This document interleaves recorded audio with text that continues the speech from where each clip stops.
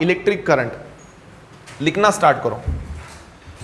जेवढ्या काही बेसिक गोष्टी असतील तेवढं मी फास्ट लिहून पुढे जायचा प्रयत्न करेल. आता सांगतोय मी.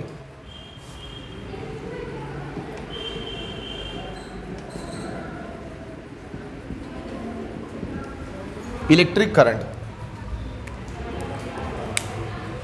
इसके बहुत ही शॉर्ट में डेफिनेशन बताओ, टाइम वेस्ट मत करो. सबसे शॉर्टकट डेफिनेशन है फ्लो ऑफ चार्ज. हा या ना? Flow of charge. Flow of charge में टाइम दिख रहा है क्या? तो टाइम को लाना. तो फिजिक्स में टाइम का मतलब टाइम होता है, रेट होता है. तो फ्लो ऑफ चार्ज है rate of flow of charge. Next line double inverted comma. Rate of flow of charge.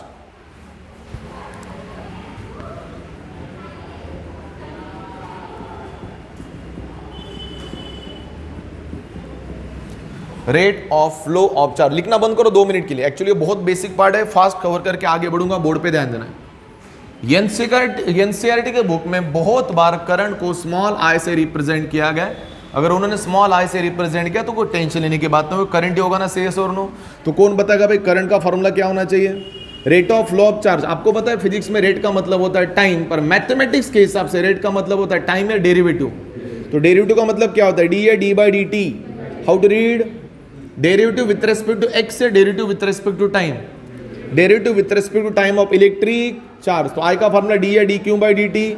चलो भाई सर ने इसका ना डेरिवेटिव निकाल लिया तो समझ लेना क्यू या क्यू बाई टी. तो ये मेरे पास है ओरिजिनल फॉर्मूला. कुछ भी नहीं करना है, उसी के चार्ज को उसी के टाइम से क्या करना है? मल्टीप्लाई या डिवाइड. फॉर्मूला मिल गया, सीधा आगे बढ़ता हूं. मेरे पास एक क्वेश्चन है सबके लिए. आई रिपीट, मेरे पास एक क्वेश्चन है सबके लिए. ये सारी चीजें मैं 11th में पढ़ा चुका हूं, फिर भी बता रहा हूं, थोड़ा ध्यान से सुनना है. यह है सर के पास एक कॉपर की प्लेट है ना. इसका चार्ज कितना है कौन बताएगा अभी इसी वक्त? What is the charge of this plate? Take your time, छोड़ दो. Second question, what is the net charge of this plate? Net का मतलब टोटल. 0 है. क्या है भाई? 0. इसलिए तो शॉक नहीं लग रहा ना. नेट चार्ज का मतलब क्या है? इसमें जितने पॉजिटिव आयन से उतने, मुझे पॉजिटिव आयन से कुछ लेना देना नहीं है. पॉजिटिव आयंस मेरे कुछ काम के नहीं. मेरे काम का प्रोटॉन है, इलेक्ट्रॉन. इलेक्ट्रॉन दौड़ता है ना. इलेक्ट्रॉन दौड़ेगा तभी करंट पास होगा, अदरवाइज करंट पास होने वाला नहीं. तो मेरा क्वेश्चन ये है, चलो एक फंडा तो क्लियर हो गया कि भाई इस प्लेट में नंबर ऑफ इलेक्ट्रॉन्स हैं. Shall I measure it? Shall I count the number of electrons of this plate?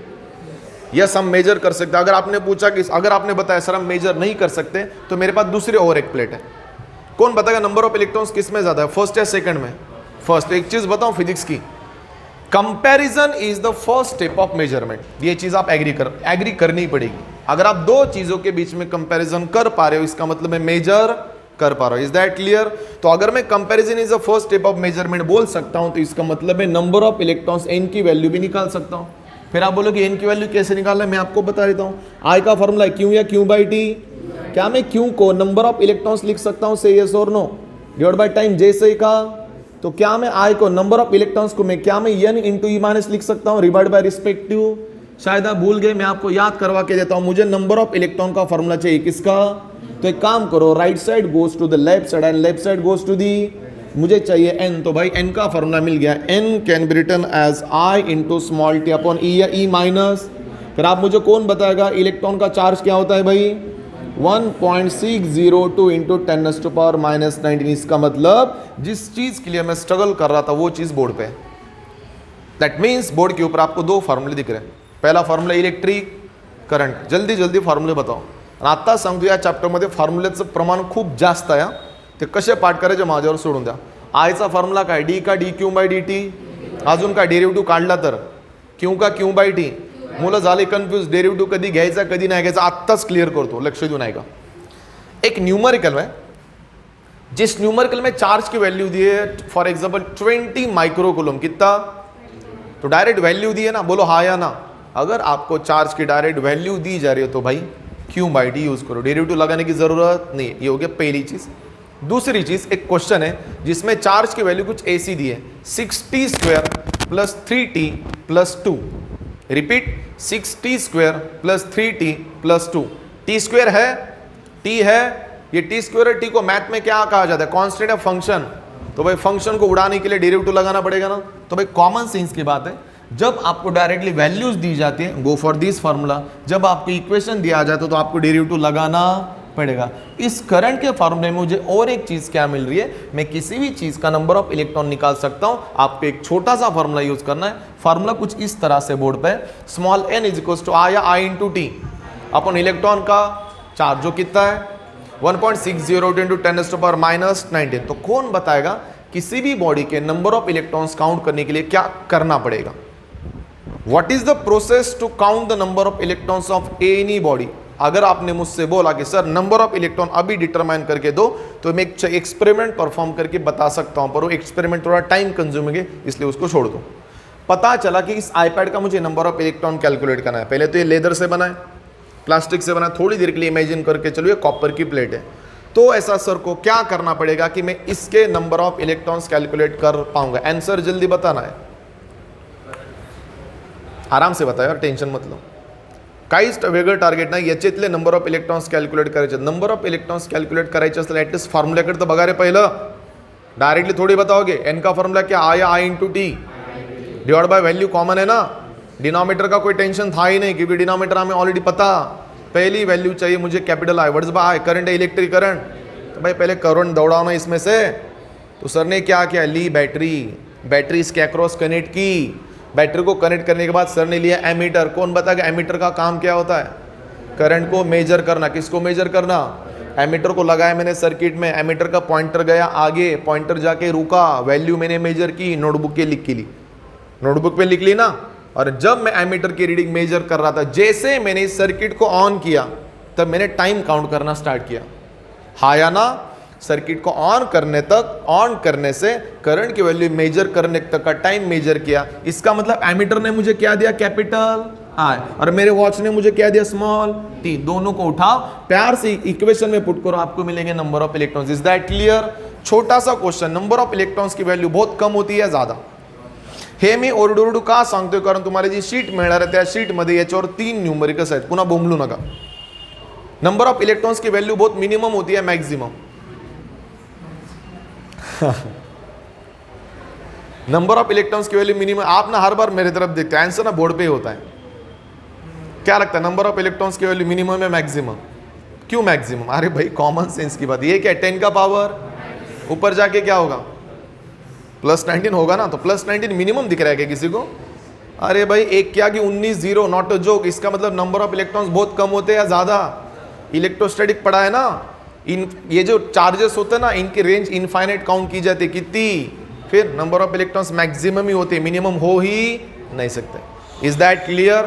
किसी को कोई दिक्कत? तो बताओ इलेक्ट्रॉन का नंबर ऑफ इलेक्ट्रॉन्स का फॉर्मूला क्या है? करंट का तो फॉर्मूला चिपका दिया आपने, n is equal to I T upon electron का चार्ज, जो हमें ऑलरेडी पता है। Is that clear? कॉपी करना इसको फास्ट 2 मिनट में।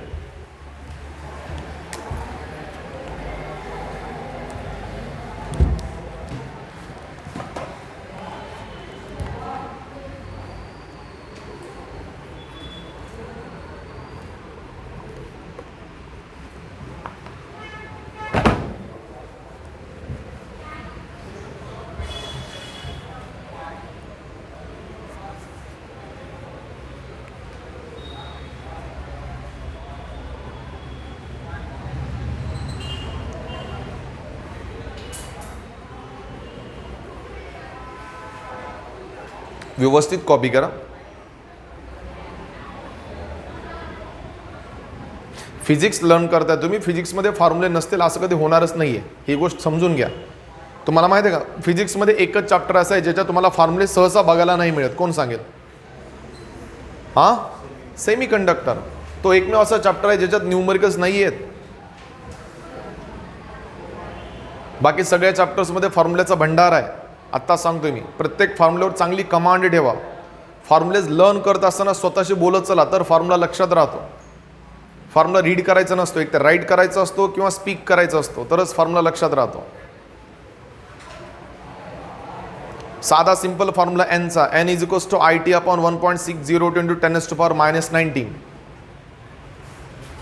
आणि असे काही चुकीचे आन्सर देत जाऊ नका। नंबर ऑफ इलेक्ट्रॉन्स कधी पण खूप जास्त असतात, एवढे जास्त असतात की त्याची रेंज इनफायनाइट सोबत काउंट केली जाते। कशासोबत? इनफायनाइट सोबत। आपको इतना तो पता होगा ना, इलेक्ट्रोस्टैटिक में पढ़ा होगा, हर बॉडी में जितने पॉजिटिव होते उतने ही निगेटिव होते। पर काम का कौन है, पॉजिटिव या निगेटिव? निगेटिव। क्यों निगेटिव? क्योंकि निगेटिव आयन दौड़ सकते हैं, पॉजिटिव आयन दौड़, कौन बताएगा पॉजिटिव आयन दौड़ते क्यों नहीं? अरे उनका मास बहुत ज्यादा है। Is that clear? कंफ्यूजन, दिक्कत? स्टार, इंस्टेंटेनियस करंट, ये कंसेप्ट और इसके आगे वाली कंसेप्ट ये एनसीईआरटी के बुक में इसलिए पढ़ा रहा हूं, अंडरस्टैंड? Star, instantaneous current.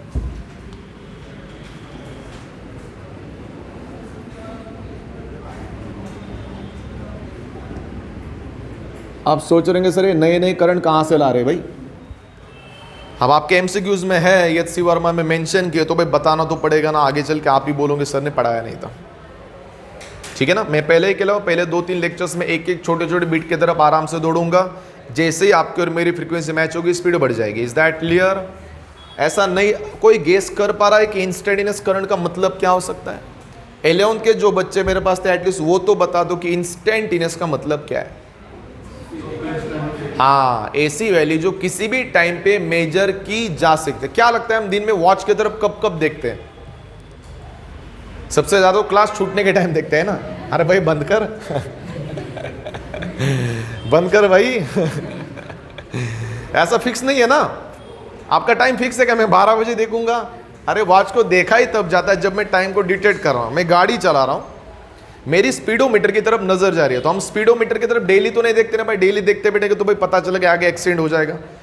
मैं गाड़ी चला रहा हूं, अचानक मेरी नजर स्पीडोमीटर पे पड़ती है और मुझे पता चलता है कि मेरी गाड़ी की स्पीड है 80 किलोमीटर पर आवर। तो वो एक स्पेसिफिक टाइम है, जिस टाइम के ऊपर मैंने गाड़ी के ओडोमीटर के ऊपर नजर डाली वो होता है इंस्टेंटेनियस टाइम। कौन सा टाइम?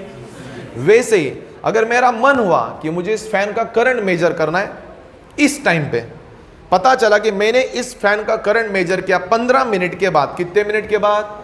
किसी स्पेसिफिक इंस्टेंट पे जब किसी बॉडी का करंट मेजर किया जाता है, रिपीट, किसी स्पेसिफिक टाइम पे या इंस्टेंट पे बॉडी का करंट मेजर किया जाता है, called as which current? Understand? इसका मतलब इस जब आप इंस्टेंटेनियस करंट को निकालोगे तो कौन सी चीज पता होनी चाहिए? टाइम पता होना चाहिए। अगर आपके पास टाइम पता है तभी आप इंस्टेंटेनियस करंट को निकाल सकते हो, अदरवाइज नहीं निकाल सकते। Write down the definition. The value of electric current to be measured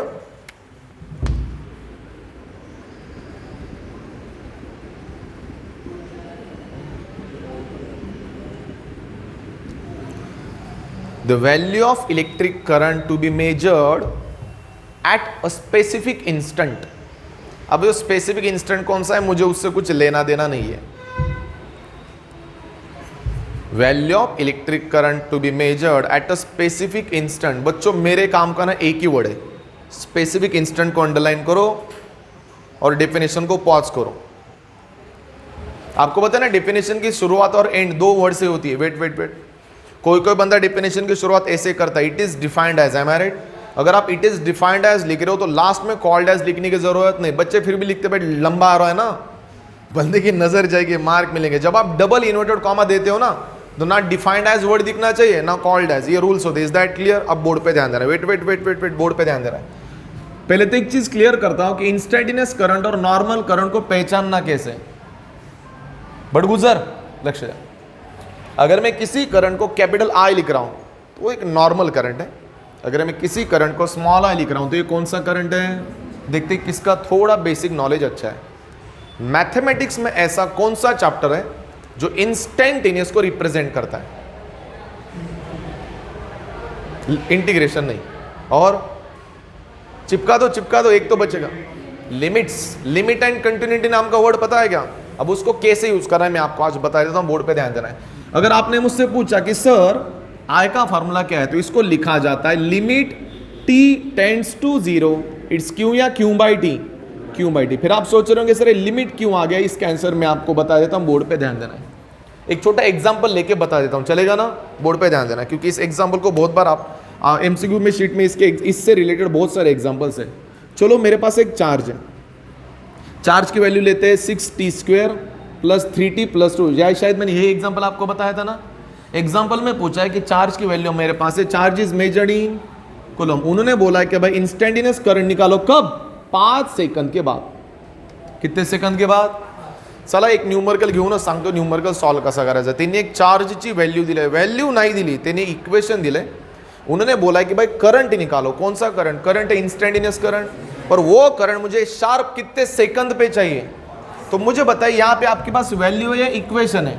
repeat, value है इक्वेशन. भाई इक्वेशन है तो आप डेरिवेटिव लोगे या नहीं लोगे? डेरिवेटिव लेना पड़ेगा. तो बताइए आई का फॉर्मूला क्या होगा? लिमिट टी टेंड्स टू, कौन बताएगा? 5. यहाँ पे टी टेंड्स टू क्या था? यहाँ पे टी टेंड्स टू क्या है? एक इंटरेस्टिंग फैक्टर बताओ. ये सिर्फ दिखने में अच्छा लगता है, इसका कोई यूज है नहीं. वो छोटे बच्चों को भी पता है कि भाई टाइम की वैल्यू क्या पुट करनी है, 5. तो यहाँ पे मैं लिखता हूँ d/dt ऑफ क्यू की वैल्यू कौन बताएगा? 60² + 3t + 2. Is it visible to everyone? I is equal to limit t tends to पायो d/dt. डेरिवेटिव निकालो. 6 का 6 जैसे का वैसा. t² का डेरिवेटिव क्या होता है? 2t. वेट, अगर बहुत सारे बच्चों को डेरिवेटिव इंटीग्रेशन नहीं पता, कभी टाइम निकाल के पढ़ा दूंगा. अभी जे बता रहा हूं उसको थोड़ा याद रखो. जैसे मैथमेटिक्स में x का डेरिवेटिव 1 होता है और x² का डेरिवेटिव 2x, वैसे t² का डेरिवेटिव t या 2t + 3 जैसे का वैसा. डेरिवेटिव ऑफ t इज 1 और कॉन्स्टंट का डेरिवेटिव क्या होता है? 0. मला आता फक्त स्टेप लॉ फॉलो करू द्या. डेरिवेटिव नसेल समजला सोडून द्या, टेंशन ना घेऊ. तो बताओ आई की वैल्यू क्या मिल गई? Limit t tends to 5. Equation के कितना मिल गया? 6 × 2 12t + 3. ये तो 0 उड़ गया ना. अब कौन बताएगा टाइम की वैल्यू क्या पुट करनी है? 5. That's the answer. So I is equal to 12 × 5 plus how much? 3. So I is equal to how much? 60 + 3. तो बताइए करंट कितना मिला? थोड़ा क्वेश्चन की तरफ देखिए और आंसर की तरफ देखिए, बहुत सारी चीजें आपकी यहाँ पे क्लैरिफाई हो जाएगी. डेटा कुछ अलग ही दिया था, आंसर कुछ अलग ही मिला. इस क्वेश्चन का मीनिंग क्या है मैं बताऊं. उन्होंने एक इक्वेशन दिया था, इसे सेकंड ऑर्डर इक्वेशन बोला जाता है मैथ में. पता है क्या? How I identify it is a second order equation? आत्ताच एक क्लियर सांगतो. मुझे पता है बहुत सारे बच्चों को बायो ग्रुप हो सकता है. अगर आपको डेरिवेटिव, इंटीग्रेशन, लिमिट का use, matrix method, determinant, LCM, HCF, ये चीजें नहीं आती, मैं पढ़ा दूंगा. ये मैं आपको श्योरिटी दे रहा हूं. अभी मैं इस चीज को बता नहीं सकता कि मैं डेरिवेटिव कैसे ले रहा हूं. Is that clear? तो डेरिवेटिव, इंटीग्रेशन है, बाकी सारी चीजें पढ़ाना मेरे ऊपर आप छोड़ दो. अभी सिर्फ चीजों को फॉलो करो. एक्चुअली उन्होंने चार्ज का इक्वेशन दिया था और बोला था कि भाई इस करंट को निकालो कितने सेकंड के बाद. तो भाई इक्वेशन जब भी दिखेगा ना भाई, तो कॉमन सेंस की बात है, डेरिवेटिव लेना पड़ेगा. डेरिवेटिव लेना ही पड़ेगा. आपके पास ऑप्शन है, तो आप कौन सा फार्मूला लगाओगे? q/t या dq/dt? तो d/dt जैसे का इक्वेशन, इक्वेशन का क्या लिया मैंने? डेरिवेटिव. डेरिवेटिव को थोड़ा प्यार से लिखा. इधर टाइम की वैल्यू क्या पुट करनी है? 5. तब जाके आपको करंट कितना मिला? कौन बताएगा इस करंट का नाम क्या है? करंट